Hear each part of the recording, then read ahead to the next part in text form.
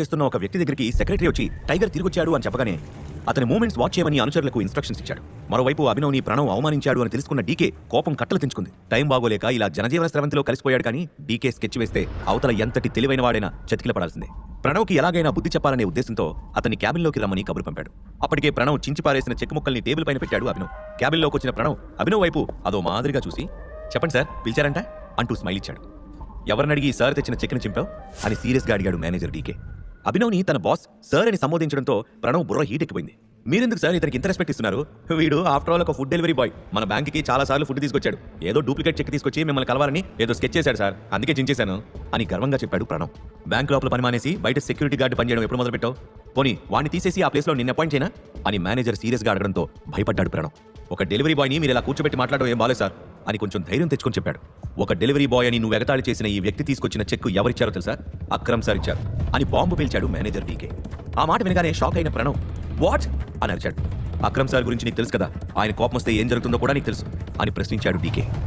ప్రణవ్ చెవుల్లో అక్రమ్ పేరు మారుమోగిపోతుంది. అతని కాళ్ళలో ఉనికితో పాటు ఒళ్లంతా చెమట పట్టడం మొదలైంది.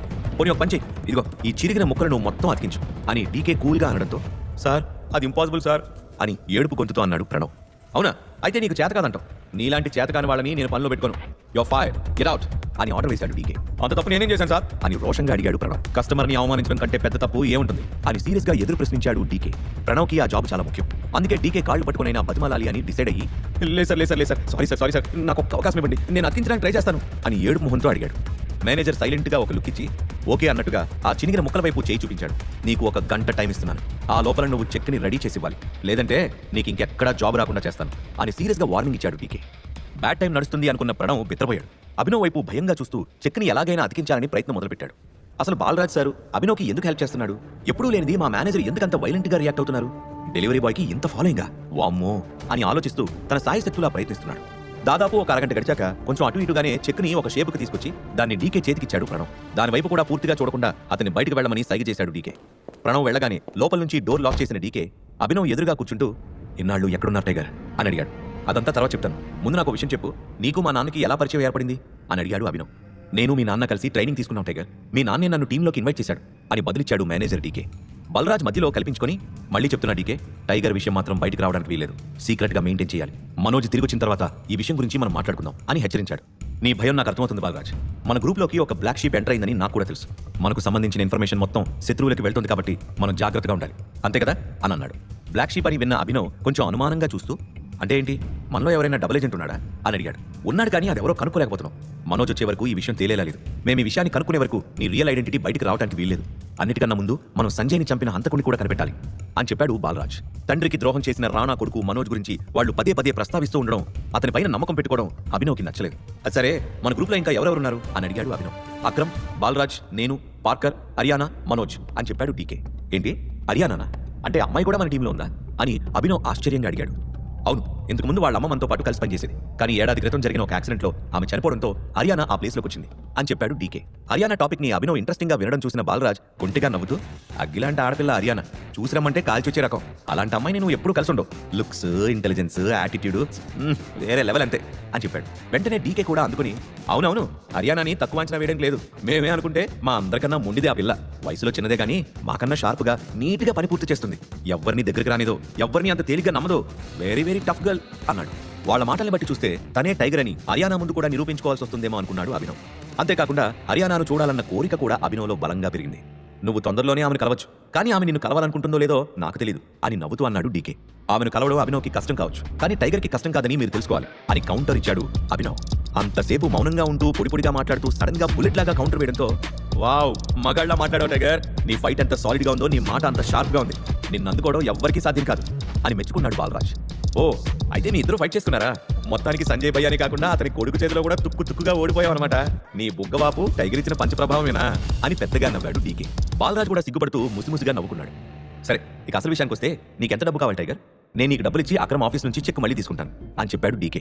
నాకు ఇప్పుడు ₹1 క్యాష్ కావాలి, మిగిలిన 49 కోట్లు నా అకౌంట్లోకి ట్రాన్స్ఫర్ చేయండి అని అభినవ్ చెప్పడంతో డబ్బులు రెడీ చేయించడానికి వెళ్ళాడు డీకే. ఇంతలో బాలరాజ్ వైపు తిరిగిన అభినవ్, ఇంతకీ ఈ హర్యానా ఎక్కడుంటుంది అని ఆసక్తిగా అడిగాడు. ప్రొఫెషనల్గా నాకు అన్ని విషయాలు తెలుసు, కానీ ఆమెకు సంబంధించిన పర్సనల్ విషయాలు తెలియదు టైగర్ అని చెప్పాడు బాలరాజ్. కానీ అభినవ్ ఆ అమ్మాయి గురించి ఆలోచిస్తున్నాడేమో అనుకుని, నాకు తెలిసినంత వరకు అరియానాకు కోపం ఎక్కువ. మాట్లాడేటప్పుడు అవతల వ్యక్తి ఇరిటేషన్ కలిగించకూడదు. ఆమెకి సరదాగా ఉంటే నచ్చదు.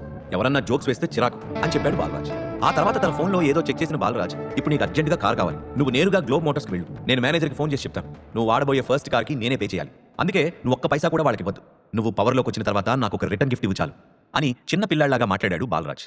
ఓకే అని నవ్వుతూ అన్నాడు అభినవ్. ఇంతలో మేనేజర్ డీకే డబ్బు తీసుకుని రావడంతో ఆ డబ్బులు తీసుకుని అక్కడి నుంచి బయలుదేరాడు అభినవ్. బైక్ బుక్ చేసుకుని గ్లోబ్ మోటార్స్కి చేరుకున్న అభినవ్ లోపలికి వెళ్ళగానే షోరూమ్ మేనేజర్ ఎదురొచ్చాడు. అభినవ్ని చూసి సార్ మీరు అని అడిగాడు మేనేజర్. అభినవ్ గట్టమనేని అని సమాధానం చెప్పాడు. అప్పటికే మేనేజర్కి బాలరాజు చెప్పి పెట్టడంతో నేను మీకోసం ఎదురు చూస్తున్నాను సార్, రండి సార్ అంటూ అభినవ్ని లోపలికి తీసుకుని వెళ్ళాడు. షోరూమ్ లోపల చాలా కార్లు డిస్ప్లేలో పెట్టారు. వాటిని దాటుకుని వెనక ఉన్న ఒక గ్యారేజ్కి తీసుకెళ్లి ఒక కార్ చూపించాడు మేనేజర్. అది పైకి చూడడానికి వింటేజ్ మోడల్ కార్ లాగా కనిపించినా లోపల మాత్రం చాలా లగ్జరీగా కనిపించింది. నేను వెళ్ళి కార్ పేపర్ స్టడీ చేస్తాను సార్, అప్పటిదాకా మీరు కార్ చూస్తూ ఉండండి అని చెప్పి అక్కడి నుండి వెళ్ళిపోయాడు మేనేజర్. అభినవ్కి ఆ కార్ని టెస్ట్ డ్రైవ్ చేద్దాం అనిపించింది. అంతలోనే హాయ్ అంటూ ఒక లేడీ వాయిస్ వినిపించింది. వెనక్కి తిరిగిన అభినవ్ ఎదురుగా కనిపించిన అమ్మాయిని చూసి షాక్ అయ్యాడు. ఆమె పేరు చాందిని, అనన్యకి బెస్ట్ ఫ్రెండ్. అక్రమ్ ఇచ్చిన పార్టీకి వెళ్లిన రోజే అక్కడ చాందిని పరిచయం అయింది. ఆమెను సడన్ గా అక్కడ కలవడం అభినవ్కి ఇబ్బందిగా అనిపించింది. అభినవ్ని చూసిన వెంటనే అప్పటిదాకా క్లిప్ పెట్టుకున్న హెయిర్ ని లూజ్ చేసుకుంటూ హీల్స్ సౌండ్ క్లియర్ గా వినపడేలా క్యాట్ వాక్ చేస్తూ అభినవ్ దగ్గరకు వచ్చి నువ్వు ఇక్కడేం చేస్తున్నావు, కొంప తీసి కార్ కొంటున్నావు ఏంటి అని సరదాగా నవ్వింది చాందిని. ఆమె ఎవరో తెలియనట్టు నటిస్తూ నేను మీకు తెలుసా, అయినా నేనేం కొంటే మీకెందుకు అని ప్రశ్నించాడు అభినవ్. కొంచెం కూడా తొణక్కుండా ఏంటి నన్ను అప్పుడే మర్చిపోయావా, నేను Ananya close friends, I'm Chandini, నువ్వు చాలా పూర్ అని అనన్య చెప్పింది, కానీ నీ మెమరీ కూడా పూర్ అనుకోలేదులే, అయినా నువ్వు ఈ లగ్జరీ కార్ షోరూంలో ఉండడం అని మెత్తగా మాట్లాడింది చాందిని. పూరైతే కార్ కొనకూడదా, బై ది వే నేను మా బాస్ కోసం కార్ కొనడానికి వచ్చాను అని అబద్ధం చెప్పాడు అభినవ్. అబద్ధం చెప్తే అతికినట్టు ఉండాలి గురు అని చాందిని అనుమానంగా చూసింది. నీకు అబద్ధం చెప్పాల్సిన అవసరం నాకేంటి అని బుకాయించాడు అభినవ్.